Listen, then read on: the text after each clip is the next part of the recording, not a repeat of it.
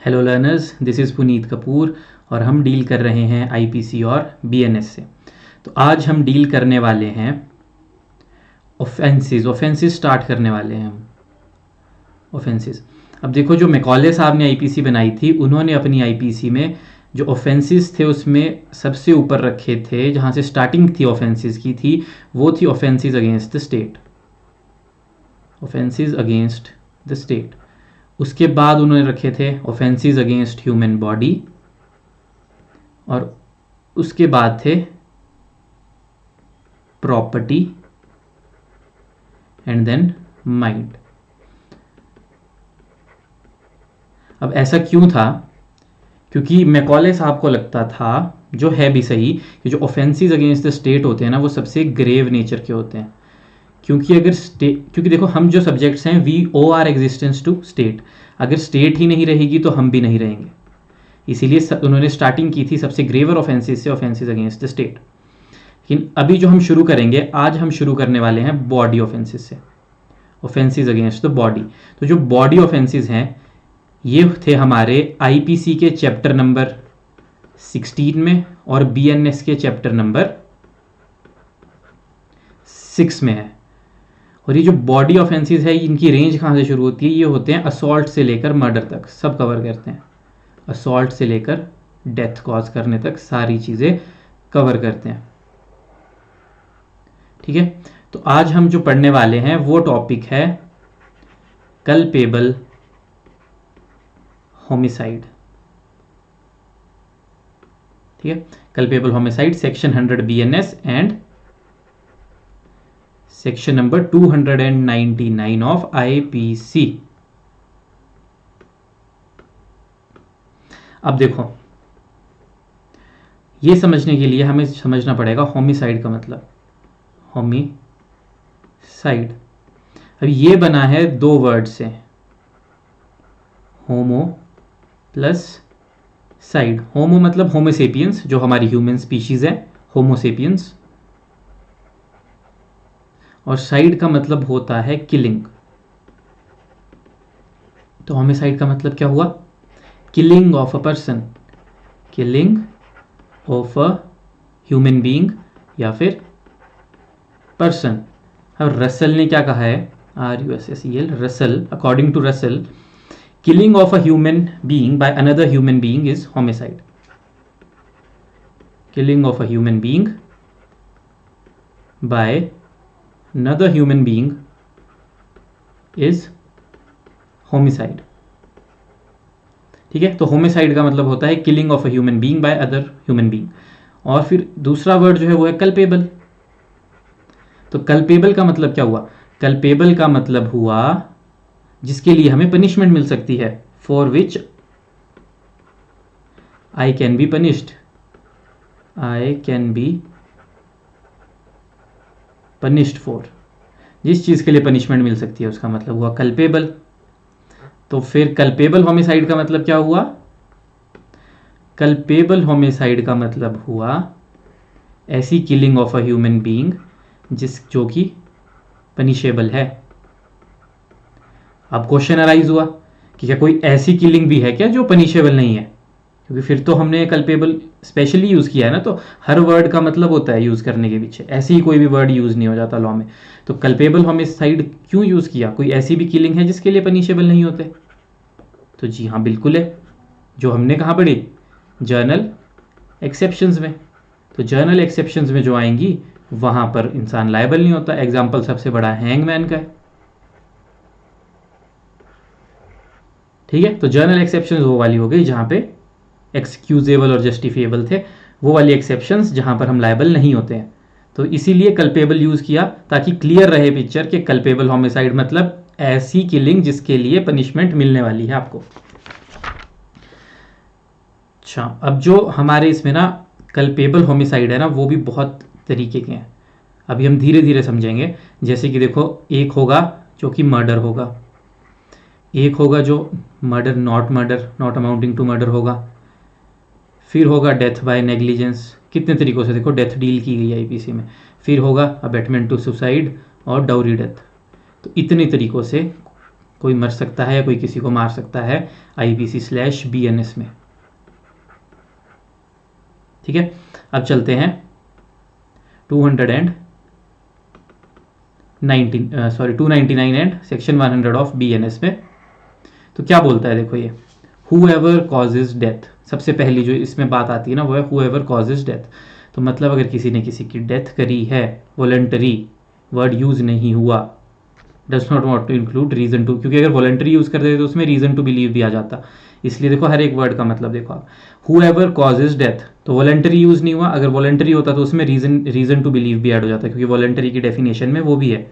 तो whoever causes death, अब कितने तरीकों से डेथ हो सकती है देखो, with the intention of causing death, तो ये तो सीधी सी बात है, आप डेथ कर रहे हो, आपकी इंटेंशन थी डेथ करने की, तो ब्लैक कर intention, whoever causes death with intention to cause death। दूसरा, with the intention of causing such bodily injury which is likely to cause death, तो यहाँ पर थोड़ी ग्रेयर वर्जन है, वहाँ ब्लैक था, ये थोड़ा ग्रे हो गया, क्या आप ऐसी बॉडीली इंजरी कर रहे हो which is likely to cause death, जिससे उसकी डेथ हो सकती है। और तीसरा, with the knowledge that the act is likely to cause death, और तीसरा सिर्फ नॉलेज है कि अगर आप ऐसा करेंगे तो डेथ हो सकती है। अब whoever causes डेथ, तो वर्ड क्या है, कॉजेज,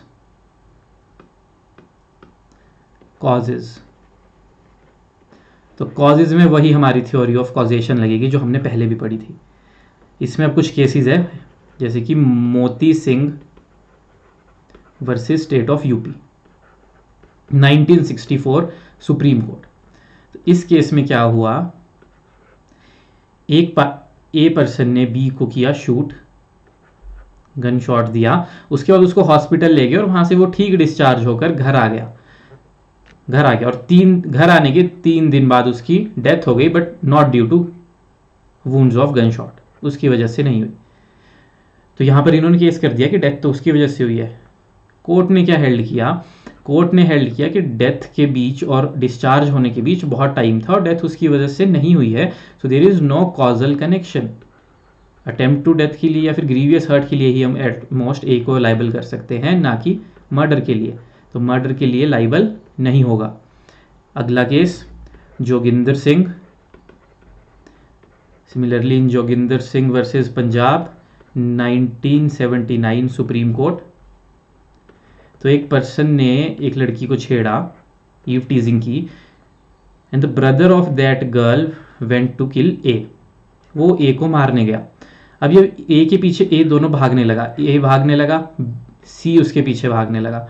अब इन दोनों के बीच मोर देन 200 मीटर्स का गैप था। ए ने एक वेल में छलांग लगा दी, ए ने कुएं में छलांग लगा दी और उसकी वजह से उसकी डेथ होगी। तो कोर्ट ने हेल्ड किया it was unnecessary to jump into the well, क्योंकि उनके बीच बहुत डिस्टेंस था, यू कैन इजीली एस्केप।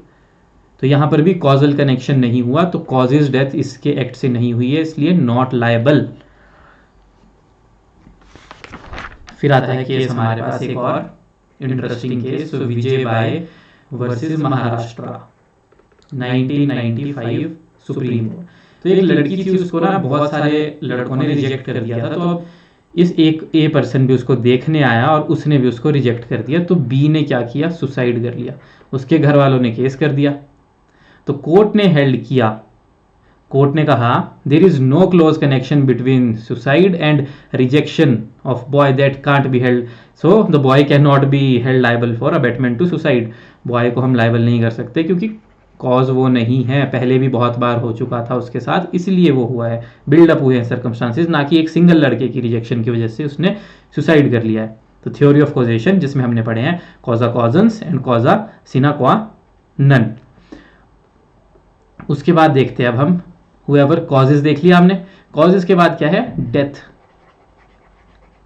अब जो डेथ वर्ड यूज हुआ है उसका मतलब तो यही है ना, मरना। लेकिन अब डेथ में देखो, अगर एक इंसान ने गोली मारी आपके डॉगी को और वो मर गया, या फिर एक इंसान ने गोली मारी आपको, वो डिफ्लेक्ट होके लग गई डॉगी को और वो मर गया, तो क्या वो मर्डर के लिए लायबल हो सकता है, हुएवर कॉजेज डेथ? तो इसके लिए हम जाएंगे डेथ के लिए सेक्शन 46 आईपीसी या फिर सेक्शन 2 क्लॉज 6 ऑफ बीएनएस। इसमें क्या बोला गया, death means death of human being. Similarly अगर हम लाइफ वर्ड भी देखेंगे 45 आईपीसी और 2 क्लॉज 17 बीएनएस, लाइफ जहाँ डिफाइन है तो उसमें भी लाइफ ऑफ ह्यूमन बीइंग, तो उसमें पेट्स इंक्लूड नहीं है, एनिमल्स इंक्लूड नहीं है। बस ये ध्यान रखना है, transfer of malice human being से एनिमल पर और एनिमल से ह्यूमन बीइंग पर नहीं हो सकता। और नेक्स्ट थिंग इज डेथ की एक और बात आई, तो देखो ये तो हमने देख लिया। अब सेकंड एस्पेक्ट आया कि death of child in womb. अगर कोई वूम्ब में है तो क्या माना जाएगा उसकी डेथ की है अगर किसी ने उसे मारा है? तो नहीं। तो हम देखेंगे उसके लिए आगे सेक्शन डिफरेंटली डील करते हैं, जिसमें death of a child in womb separately deal किया गया है, तो वो होमिसाइड नहीं होता। ठीक है, तो अगर वूम्ब में किसी को मार रहे हैं वो फिटिसाइड होता है, और वो सेपरेटली हमने आगे डील किया गया है, वो होमिसाइड में कवर नहीं होगा। लेकिन अगर कोई भी पार्ट उस चाइल्ड का वूम से बाहर आ चुका है then it will be homicide, लेकिन जब तक वो वूम में है तो वो होमिसाइड नहीं होगा। उसके बाद whoever causes death by doing an act, तो एक्ट में हमें पता है क्या आता है, एक्ट में आता है सीरीज ऑफ एक्ट और इलीगल ओमिशंस भी। तो जहां पर आपकी ड्यूटी है आप वो भी नहीं कर रहे हैं तो वो भी आएगा। तो इलीगल ओमिशन के ड्राफ्ट आईपीसी के पेज नंबर 138 और 139 में एग्जाम्पल्स दिए थे मेकॉले साहब ने। उन्होंने यही बोला था कि अगर आप किसी बैगर को खाना नहीं देते और उसकी वजह से वो मर जाता है तो वो डेथ नहीं मानी जाएगी, क्योंकि आपकी ड्यूटी नहीं थी। ठीक है, उसके बाद आता है कि इंसान बेड रिडन था और जो नर्स है उसकी ड्यूटी थी उसको खाना देने की, दूसरे एग्जाम्पल में ये बोला, और उसने खाना नहीं दिया, तो वहां उसकी ड्यूटी थी, वहां पर she can be held liable for murder. ठीक है, ड्राफ्ट आईपीसी 138 और 139 में अच्छे से समझाया है इलीगल ओमिशन को। उसके बाद आते हैं हम अब आते हैं जो इसकी क्लॉजेज है। ठीक है, causes death bye an act, पहला क्लॉजेज मेंशन स्पेसिफिकली नहीं है लेकिन हम लोगों ने बना दिए हैं। विद इंटेंशन, तो इंटेंशन मतलब डायरेक्ट आप मारना चाहते थे और आपने मार दिया। ठीक है, एक्सट्रीम इंटेंशन क्लियर, जिसमें कोई डाउट नहीं था, श्योरली हमें पता है कि डेथ होनी है, हमने वैसी चीज की है, तो पूरी ब्लैक इंटेंशन थी, किसी को मार दिया, that will be covered in first clause. B में आता है with intention of such bodily injury, intention किस चीज की है, बॉडीली इंजरी की, which is likely to cause death. तो यहाँ क्लियर नहीं है, थोड़ा सा डाउट है कि likely to cause death, definitely नहीं है, क्या पता ना हो, तो इसे हमने नाम दिया डार्क ग्रे। तो ये डार्क ग्रे इंटेंशन है। और सी क्लॉज जो आता है विद नॉलेज, नॉलेज, तो नॉलेज क्या है, knowledge is foreseeability of consequences without desire, desire नहीं था लेकिन हमें पता था अगर ऐसा करेंगे तो मर सकता है, तो ये है लाइट ग्रे। ठीक है, तो ये है कल्पेबल होमिसाइड के 3 क्लॉजेज। उसके बाद इसकी एक्सप्लेनेशन 1 है, उसमें बोला bodily injury to a person having an disorder और disease infirmity that accelerate death of a person shall be deemed to have caused his death. अगर आपको पता है उसको कोई बॉडीली इंजरी थी, आपके किसी एक्ट की वजह से वो एक्सेलरेट हुई और उसकी डेथ का रीजन बन गई, तो आपको डीम किया जाएगा कि आपने ही डेथ की है। ठीक है, अब ना बहुत सारे इसमें कुछ केसेस हैं जो कि कंट्रोवर्शियल हैं, उनसे डील करेंगे अब हम। तो सबसे पहले पलानी गायडान का केस है, पलानी गायडान वर्सेस एम्परर 1942 मद्रास। इस केस में क्या हुआ, इस केस में मान लो ए और बी एक पर्सन है, ए ने बी को मारा पर बी की डेथ नहीं हुई थी, ए को लगा बी मर चुका है, उसने उसको ट्रैक पे फेंक दिया, ट्रेन आई उसने उसको मार दिया, तो डेथ का रीजन थी ट्रेन ना, और ए को लगा वो मर चुका है। तो कोर्ट ने डिसाइड किया एक्यूज्ड के पॉइंट ऑफ व्यू से इसमें, और कोर्ट ने कहा कि कल्पेबल होमिसाइड के लिए हम उसको लायबल नहीं कर सकते, हम सिर्फ हर्ट के लिए कर सकते हैं और फेकिंग द एविडेंस के लिए। ये था पुराना पॉइंट ऑफ व्यू, ये बहुत कंट्रोवर्शियल भी है जो हम केसेस देख रहे हैं। तो क्या हुआ देखो, उसने उसको मारा, हर्ट किया, उसकी वजह से वो बेहोश हो गया, उसको लगा मर गया, उसने ट्रेन के आगे फेंक दिया एविडेंस भी मिटाने के लिए ताकि लगे ट्रेन के नीचे आके मर गया। तो कोर्ट ने एक्यूज्ड के पॉइंट ऑफ व्यू से देखा इस केस को और हेल्ड किया कि कल्पेबल होमिसाइड के लिए लायबल नहीं है जी, वो हर्ट या फिर एविडेंस को फेक करने के लिए ही लायबल है। फिर अगला केस आता है king emperor versus Shri Narayan, king emperor versus Shri Narayan का केस 1947 मद्रास। इसमें क्या हुआ, A killed B and thinks her to be dead. A ने बी को मारा, उसको बॉडीली इंजरी दी, उसको लगा कि वो मर चुकी है, उसको लगा मर गई है और उसको फिर जला दिया ताकि लोगों को लगे घर के जलने की वजह से उसकी जो डेथ है वो बर्निंग की वजह से हुई है। ठीक है, तो कोर्ट ने किंग एम्परर वर्सेस निहाल सिंह, एक पटना का केस था, वो कोर्ट किया और कहा कि killed a women with lathi, women falls down. उसमें यही था, Nihal Singh threw her on railway line, she was not dead but cause of death was not lathi. तो कोर्ट ने क्या बोला कि जो फर्स्ट ब्लो था उसकी इंटेंशन क्या थी, डेथ कॉज करने के लिए, तो जो लेटर ब्लो है वो इमेटीरियल हो जाएगा अब। तो कोर्ट ने इसमें देखा कि जो आपका फर्स्ट ब्लो था वो इंटेंशन आपकी थी डेथ कॉज करने की, तो इसलिए you will be held liable. इसमें कोर्ट ने लायबल कर दिया। कंट्रोवर्सी अराइज होगी, कहीं लाइबल कर रहे हैं कहीं नहीं कर रहे हैं। अगला केस आया एम्परर वर्सेस दलू सरदार, 1915 कैलकाटा का। इसमें क्या हुआ, इसमें उसने अपनी वाइफ को बीट किया, ए ने बीट किया अपनी वाइफ को, उसको लगा मर चुकी है, बेहोश हो गई थी, उसको लगा मर चुकी है, तो उसने उसको फिर हैंग कर दिया ताकि लगे सुसाइड करके फांसी देके वो मर चुकी है, डाइज ड्यू टू हैंगिंग। तो यहां पे कोर्ट ने उसको सिर्फ लायबल किया ग्रीवियस हर्ट के लिए, तो यहां पर अलग व्यू आ गया। फिर आया queen emperors versus Khandu, queen emperor versus Khandu, ये भी पलानी गायडान की तरह सेम था।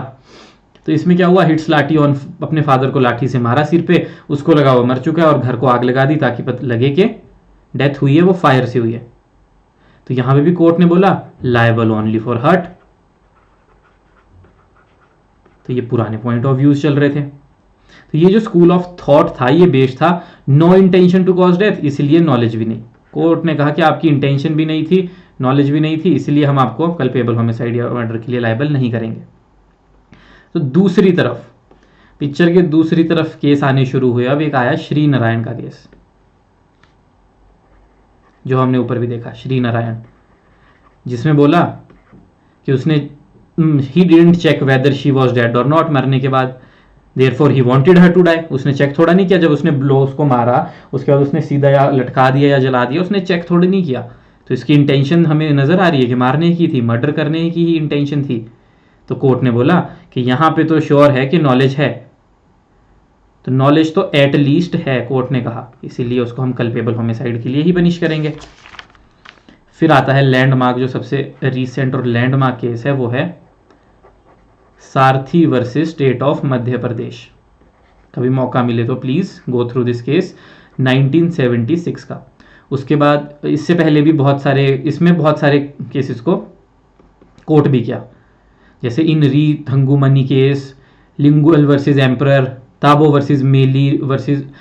मेली वर्सेस आर 1954 इलाहाबाद, ये सारे किए। तो उन्होंने कहा if the initial blow was with an intention to kill, then even if the blow did not kill and the accused caused death by another act presuming him to be dead, it would be the part of same transaction। तो उन्होंने बोला पहला blow अगर जो है उससे वो उसकी डेथ नहीं हुई, लेकिन एक्यूज ने प्रिज्यूम कर लिया कि वो मर चुका है, प्रिज्यूम कर लिया दैट ही इज डेड, और उसके बाद वो कोई भी एक्ट करता है वो पार्ट ऑफ सेम ट्रांजैक्शन माना जाएगा, इसीलिए पर्सन जो है वो लायबल हेल्ड होगा।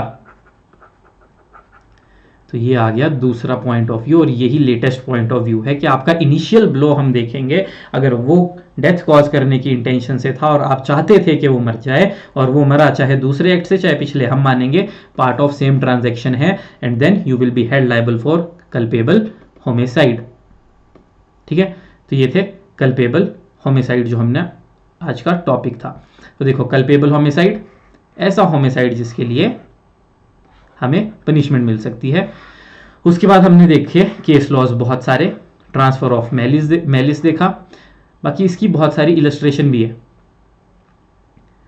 ठीक है, इलस्ट्रेशंस हैं जो कि केस लॉज में भी है और इसमें सेक्शन में भी दी है, तो आप वो अपने आप एक बार चेक कर लेना। अब देखो कल हम करेंगे मर्डर, तो अब एक बात मैं आपको आज ही क्लियर कर दूं कि जो कल्पेबल होमिसाइड है ना, बहुत सारे बच्चों को यही नहीं पता होता कि कल्पेबल होमिसाइड क्या है, मर्डर क्या है, क्या डिफरेंस है इनके बीच?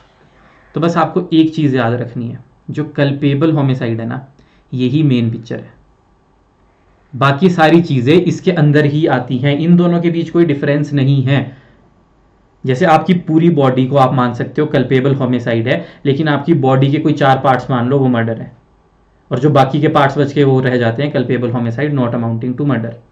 कल अच्छी तरह इस पूरे डिफरेंस को हम समझेंगे, आज हमने बस देखा बॉडीली ऑफेंस शुरू किए। सबसे बड़ा जो था पहला वो था section 100 of BNS and 299 of IPC, culpable homicide. Culpable का मतलब जिसके लिए पनिशमेंट मिल सकती है, होमिसाइड का मतलब किलिंग ऑफ ह्यूमन बीइंग। जब सेक्शन में गए तो हमने क्या देख, और कल्पेबल क्यों है, क्योंकि कुछ जगह पर होमिसाइड ऐसा भी है जो कल्पेबल नहीं है, जैसे कि जनरल एक्सेप्शंस। उसके बाद हमने देखा जो कल्पेबल होमिसाइड है वो कैसे कैसे हो सकता है, intention of causing death, intention of causing bodily injury which is likely to cause death, और लास्टली क्या देखा हमने, नॉलेज। तो ये 3 चीज़ें देखी। उसके बाद हमने जब हमने कल्पेबल होमिसाइड शुरू ही किया था तो उसमें हुएवर कॉजेज देखा, कॉजेज में हमने कॉजेशन की थ्योरी देखी। डेथ में हमने देखा death of human being he included होगी, और उसके बाद बस हमने देखा एक्ट में आएगी सीरीज ऑफ एक्ट, और इलीगल ओमिशन भी, जहाँ पर आपकी ड्यूटी होगी वो परफॉर्म करने की, ड्यूटी नहीं होगी तो नहीं आएगा, क्योंकि ड्राफ्ट IPC में भी मैकॉले साहब ने बताया है बहुत जगह। उसके बाद इलस्ट्रेशंस आपने इसकी खुद देख लेनी है। थैंक यू, और अगर कुछ समझ नहीं आया तो कमेंट बॉक्स में लिख दें। Thank you.